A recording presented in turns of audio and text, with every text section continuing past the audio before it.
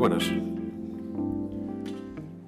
Vale, cuando la organización me convenció para dar una charla, no sabía de qué hablar porque, vale, sabía que iba a haber mayoría de perfiles técnicos, pero no sabía saber front, back, supuse que iba a haber de todo un poco. Entonces hubo un momento en el que nos enviaron un dossier para temas de sponsors y demás, y en ese dossier había un PDF en el que se me presentaba como experto, si no recuerdo mal, experto en buenas prácticas de desarrollo y tal. Pasa que cuando vi lo de experto me entraron sudores fríos, la verdad, y me entró un ataque de lo que se llama el síndrome del impostor. ¿Sabéis lo que es el síndrome del impostor? ¿Alguien lo sabe? Vale, síndrome del impostor es tener una percepción equivocada de la capacidad que tenemos, ¿vale? Creer que, por ejemplo, nuestros logros han sido fruto de la suerte, por ejemplo, y es una cosa muy habitual en el mundo del desarrollo y especialmente, al parecer, entre las mujeres, por ejemplo, y vamos a hablar un poco de todas estas cosas, y todo esto lo estoy contando porque fue a raíz del famoso dossier que pensé, pues vale, voy a hablar de todas estas movidas. Muy bien. Vamos allá. Bueno, me tengo que presentar, ya, aunque me he presentado un poco ya, soy Rodrigo, soy programador back desde hace un montón de años. Cosas de las que voy a contar valen para cualquier sector, incluso hay algunas que creo que se pueden aplicar a la vida en general, pero bueno, eso ya según el criterio de cada uno. En la foto que veis ahí me estoy probando el pelo de Trump, que no sé si lo sabéis, pero lo cultivan aquí en la laboral, ¿vale? Hay unos jardines aquí al lado, enfrente, detrás de la cafetería. El problema es que no sé en qué época del año lo recolectan. Entonces, yo la última vez que estuve, que fue en el tsunami, no pude coger pelo. Vale, esta tontería es para compensar, porque la charla va a ser súper seria. Entonces, vamos a empezar por el principio, ¿vale? Las ofertas de trabajo. En el mundo del desarrollo se utilizan terminologías un poco... A mí me parece que la gente se flipa un poco, ¿vale? Buscan Craftsmanship, Rockstar Ninja, Ruby Developers. Y, bueno, me parece que es una venta de humo en todas las direcciones. La importancia del lenguaje sabemos cuál es, y creo que una oferta de trabajo de una empresa que utiliza estos términos no creo que tenga muy claro ni lo que busca ni lo que necesita, ¿vale? A veces da la sensación de que buscan, sí, una persona que tiene un perfil técnico que es muy buena técnicamente, que le soluciona los problemas, pero probablemente tiene otros problemas más importantes, pues, de procesos y de comunicación y demás, y esos problemas no se los van a solucionar. Además, la gente que se cree que es un rockstar probablemente no tenga problema en hacer cosas como horas extras, y eso obviamente a la empresa pues le viene guay. También se suele pedir ser una persona que resuelva, que sea capaz de trabajar de forma independiente. Eso implica que no se valoran habilidades no técnicas, ¿vale? Y yo personalmente creo que son incluso más importantes que las técnicas, sobre todo la capacidad comunicativa y la capacidad de trabajar en equipo. Además, si tú eres capaz de trabajar de forma independiente, entiendo que prácticamente no necesitas ni supervisión. Probablemente esta gente no haga ni revisiones de código, por ejemplo. Y también me parece que es muy poco habitual que la responsabilidad que se carga sobre este tipo de perfiles, el salario que reciben se corresponda con el que se merecen, ¿vale? Yo personalmente, a mí no me gustaría trabajar en una empresa que se lo flipa con los rockstars. Y, bueno, no sé vosotros, pero... Vale, esto es un ejemplo de los requisitos de una oferta de trabajo real para sistemas, en este caso, ¿vale? No se ve nada, espero que no se vea nada porque es la idea, precisamente. No se ve nada, ¿vale? Tuve que reformatearla y poner la fuente al mínimo posible para que entrase en la diapo. La sobrecarga de requisitos en las ofertas de trabajo tienen el efecto contrario al que se persigue, básicamente. Se supone que a la gente que se ve afectada por el síndrome del impostor, obviamente, cuando hay estos requisitos no quieren saber nada de este curro y, sin embargo, probablemente atraen a la gente que les afecta el síndrome de Dunning-Kruger, que básicamente es lo contrario. El síndrome de Dunning-Kruger es la percepción de que tenemos unas capacidades mucho más altas de las que en realidad tenemos. Y por norma general, la gente que le pasa esto no tiene mucha idea de nada. Vamos, habréis visto muchas veces ofertas de trabajo que piden, yo qué sé, desarrolladores Elixir con 15 años de experiencia, ¿vale? Elixir no tiene 15 años, por tanto es, vamos, físicamente imposible que encuentres a alguien que dé ese perfil. Una cosa que os podéis encontrar también en las ofertas de trabajo son los beneficios, también llamados perks en inglés, pues que empresas que en la oficina tienen snacks, que si futbolín, que si son súper guays y a veces se quedan por la noche jugando a la Play y piden pizzas, me parece muy bien, pero yo lo de dormir en la oficina la verdad que no me parece de recibo. Y básicamente nunca jamás hay que dejarse engañar por estos beneficios porque al final, ¿qué son? Es decir, que sí vale, que te apetece, estás programando, te quieres levantar, te coges unas patatas fritas, pues no me parece que sea tampoco un beneficio del copón. Básicamente lo importante es que las condiciones del curro sean las correctas, me pagues lo que corresponde y si me apetece unas patatas fritas, pues ya me las compro yo, ¿no? Porque ojalá pudiéramos pagar las facturas con bolsas de patatas fritas empezadas, pero no se puede. Vale, aquí nada, aquí me voy a limitar a leer la diapositiva, básicamente, o la leéis vosotros si queréis. En mi opinión, una oferta de trabajo debe ser clara, concisa y utilizar un lenguaje amigable y plasmar claramente los objetivos y las necesidades de la empresa sin todas esas florituras de las que hablábamos antes, ¿vale? Y obviamente lo interesante tienen que ser las condiciones y no los beneficios. Hombre, a ver, si tienes dos ofertas que te parecen muy interesantes y te decantas porque en una te dan patatas fritas, bueno, vale, pero tampoco que no sea ese el motivo. Los requerimientos técnicos hemos quedado, aunque no es buena idea que sean demasiado extensos, y siempre es interesante que se mencionen habilidades no técnicas como la comunicación y demás, ¿vale? Bien, el perfil de GitHub. Voy a explicar lo que es GitHub, porque ya sé que la mayoría sois perfiles técnicos, pero no todo el mundo lo es, y este es un evento inclusivo. Vale, GitHub es una plataforma en la que la gente puede poner código fuente que programa, ¿vale? Y entonces actúa un poco como portfolio para los desarrolladores. Un diseñador tiene fácil enseñar su trabajo porque son imágenes, ilustraciones y demás. En cambio, un programador lo tiene más complicado. Puede hacerlo mediante GitHub. Entonces, el perfil de GitHub muestra esto. Esto es lo que se llama, eso es un gráfico de contribuciones. De izquierda a derecha es una cronología y de arriba abajo son los días de la semana. Este gráfico de contribuciones concretamente es de Linus Torvalds, el creador de Linux. Y como podéis ver, hay un montón de cuadritos verdes en la primera línea, que son los domingos, y un montón de cuadritos verdes en la línea de abajo, que son los sábados. Entonces, Linus trabaja prácticamente todos los días. ¿Por qué le gusta a las empresas esto? Pues porque obviamente si te lo flipas tanto con la programación que eres capaz de trabajar los fines de semana, pues bueno, a lo mejor es porque haces contribuciones de software libre, a lo mejor tienes algún proyecto personal o mejor aún, te gusta llevarte trabajo a casa, cosa que obviamente pues me parece realmente nociva. Vale, entonces, cuando cogí la captura de las contribuciones de Linus, me acordé de una cita suya, ¿vale? que traduzco aquí.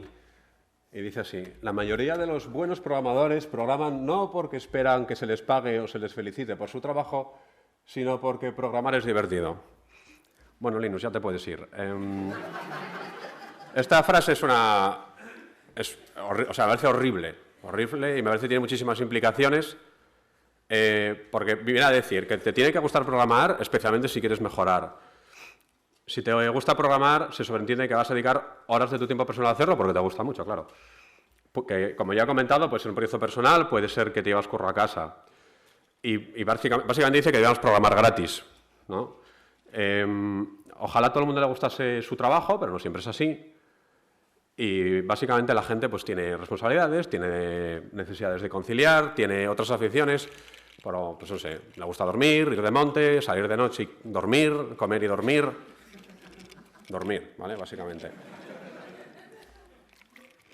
Y lo que más gracia me hace es que digo, venga, va, aceptamos barco. La cita es verdad. ¿Y qué? Si es relevante. Es decir, ¿qué persigues tú diciendo esto?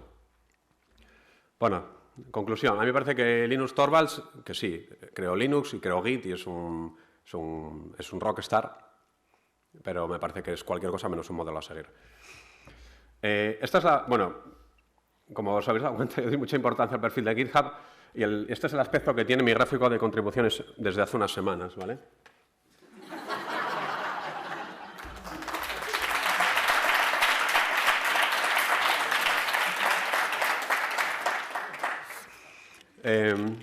Tengo un proyecto personal en el que trabajo algunos lunes. No, lunes no, perdón. Eso es es que, claro, domingo. Es que como empiezan en domingo, pues me lío. Vale. Nada.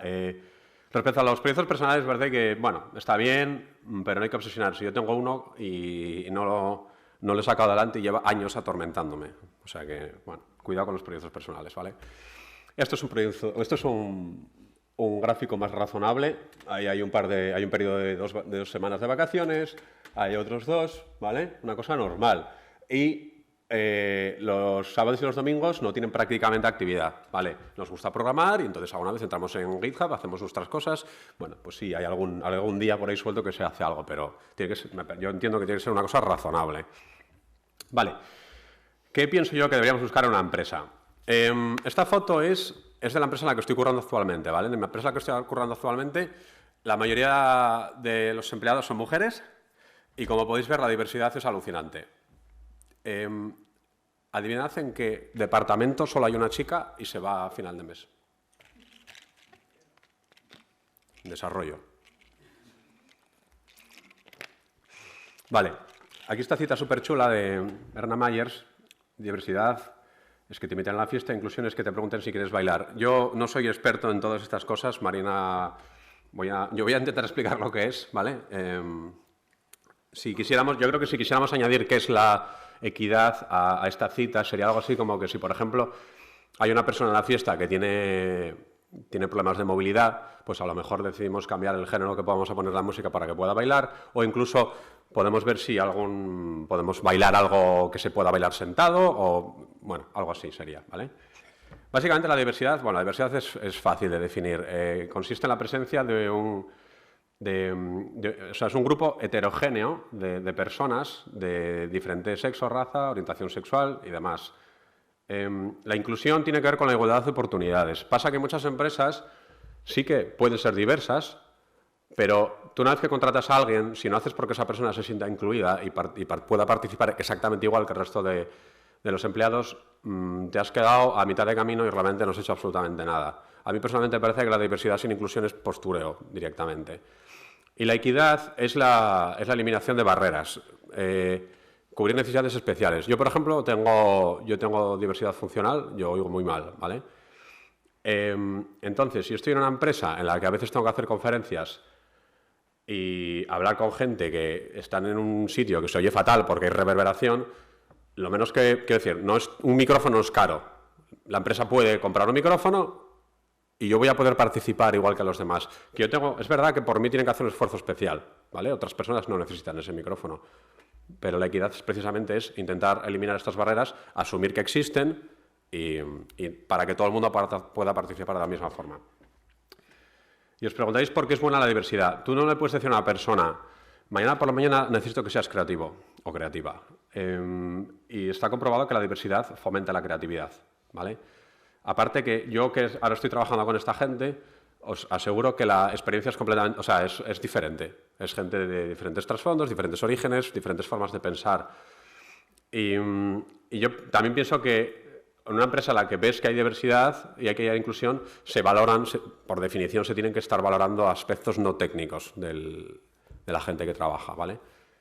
Yo creo que en una entrevista de trabajo no es mala cosa hacer un par de preguntas. Puedes preguntar qué políticas de diversidad e inclusión tienen y si tienen código de conducta. Si no sabe contestar a las preguntas, creo que deberías huir directamente. Y si tienen código de conducta y no sabe responder a la pregunta de qué políticas de diversidad e inclusión tienen, creo que deberías escupirle primero y huir después, ¿vale? Hay que tener también cuidado con el código de conducta y con el lenguaje inclusivo. Yo he visto empresas que tienen código de conducta, se utiliza el lenguaje inclusivo cuando se dirigen a sus empleados, pero en la práctica no se aplica el código de conducta, no se aplica nada. He visto hacer hasta bromas con el código de conducta. Eso es triste. Yo prefiero estar en una empresa que no tiene código de conducta a en una empresa que tiene código de conducta y se hacen bromas sobre el código de conducta, ¿vale? Y bueno, estábamos hablando sobre qué debemos buscar en una oferta de trabajo y en un empleo. Y bueno, al final manda quien manda, ¿vale? Vamos a dejarnos de monsergas.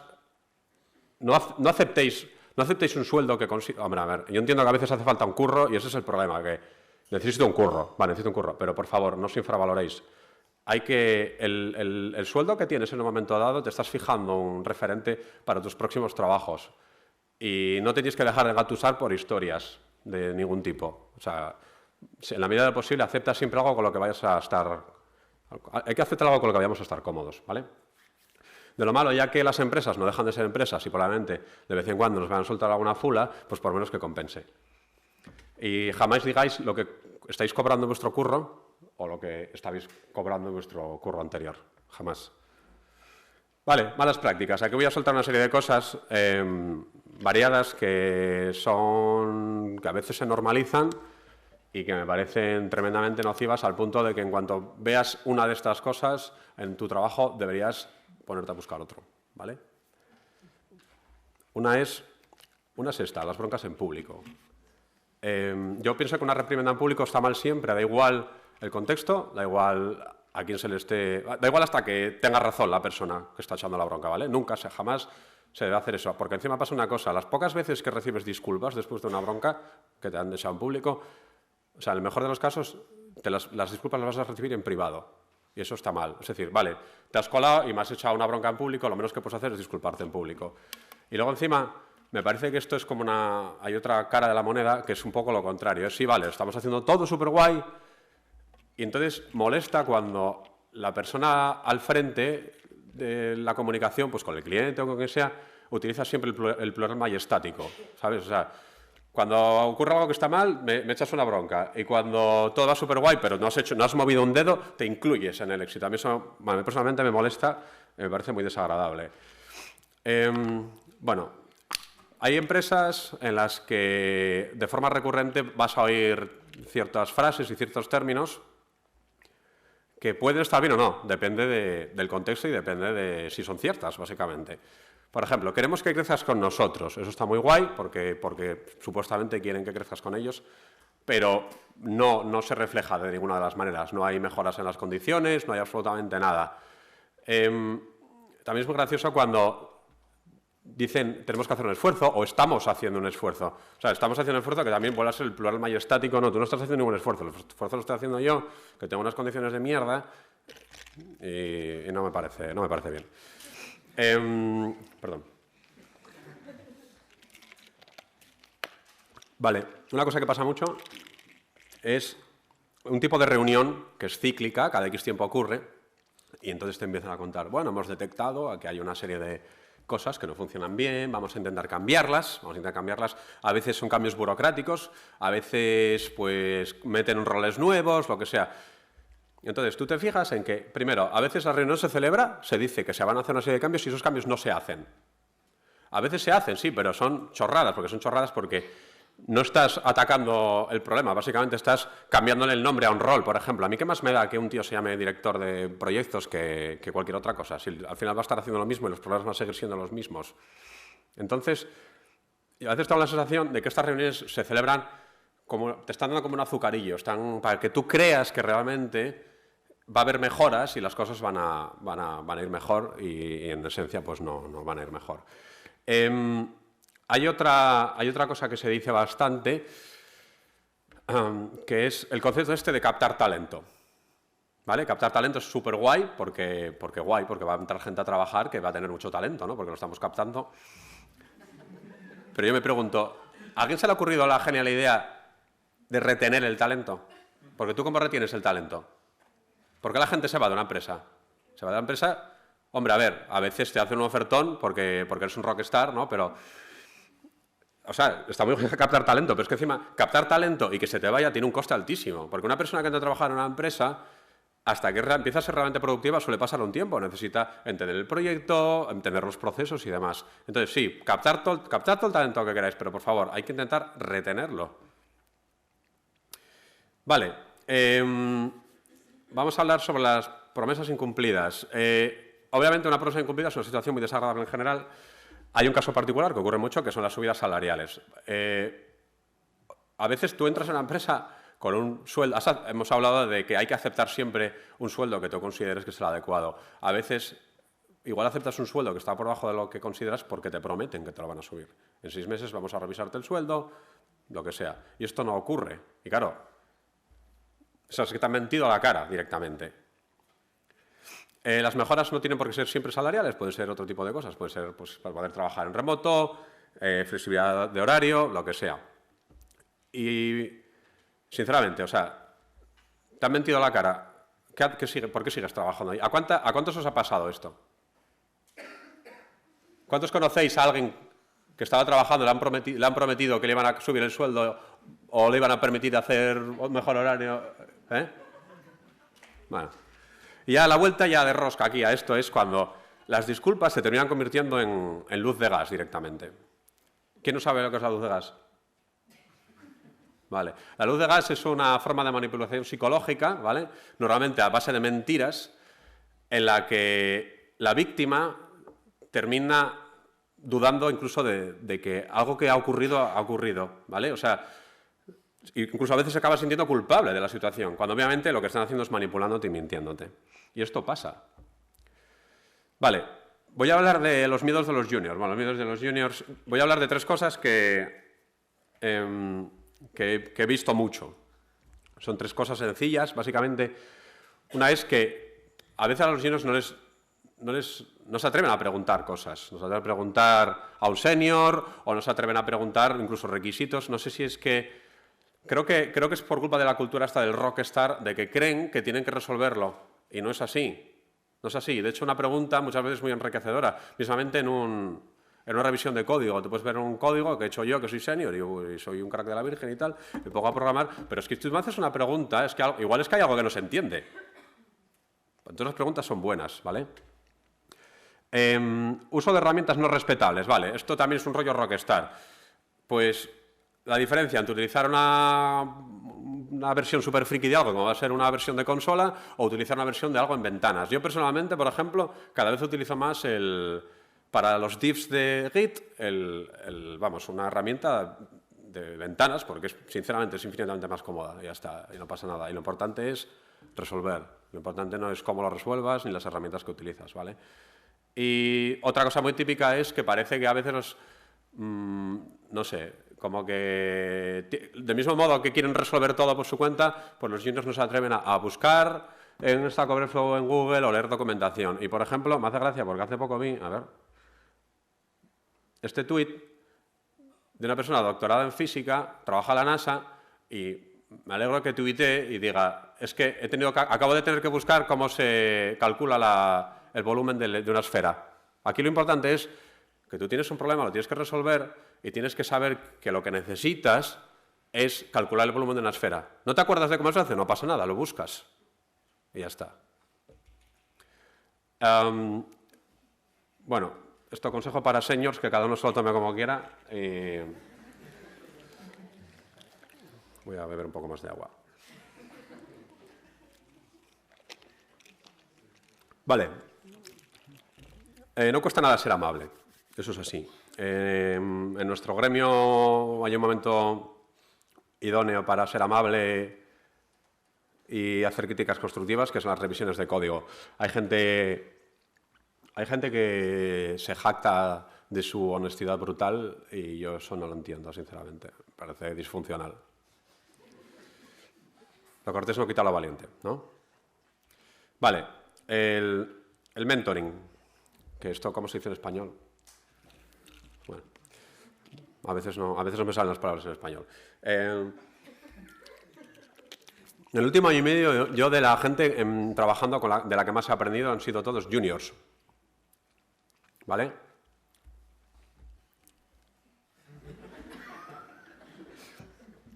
Y esto es cierto. En he dicho que valoro más las capacidades no técnicas, como la comunicación, y vale, es verdad que a lo mejor un junior, sí, hay veces que un junior te puede enseñar cosas técnicas, una herramienta que no conoces, 1000 cosas. Pero a mí me flipa lo que puede ser, es que parece que estás alienado ahí, llevas años programando, eres ahí el rockstar sudoroso y tal, y te estás a tu rollo, y no, o sea, de verdad, la cantidad de cosas que puedes aprender de gente que acaba de empezar directamente, ¿eh? A nivel humano, por así decirlo. Más cosas. Vale, si vas a describir documentación, que se entienda. Una documentación no tiene por qué ser para terceros, puede ser incluso interna de la empresa, pero precisamente a lo mejor hay juniors. Los juniors, quiero decir, vale, al tener menos experiencia, igual hay cierta terminología que les cuesta más entender. Pues, coño, explícala. Si es que precisamente pasa esta documentación para que la gente que la lea la entienda. ¿Vale?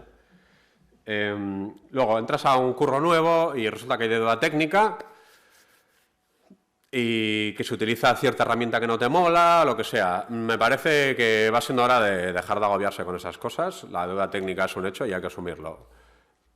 No pasa nada, podemos ir intentando poco a poco mejorar ciertas cosas y hacer de todo esto un proceso participativo, pero no lo sé. El código, la deuda técnica, pues no sabes quién lo escribió, qué circunstancias estaba, pues a lo mejor no tenía mucho nivel, a lo mejor estaba bajo mucha presión. Vamos, puede haber 1000 motivos para eso. Y pues eso, diversidad buena, chistes pacones malos. Por favor. No. Claro. Yo quiero decir, buscar aprobación entre gente que es igual que tú, pues sinceramente. Bueno, ya me parece que buscar aprobación ya de por sí es una cosa que, bueno, yo paso un poco, ¿no? Pero si ya de buscar aprobación, joder, búscala entre gente que no es como tú, ¿no? Creo que tiene más mérito. No sé cuánto tiempo llevo. Más o menos. Menos mal, porque he acabado.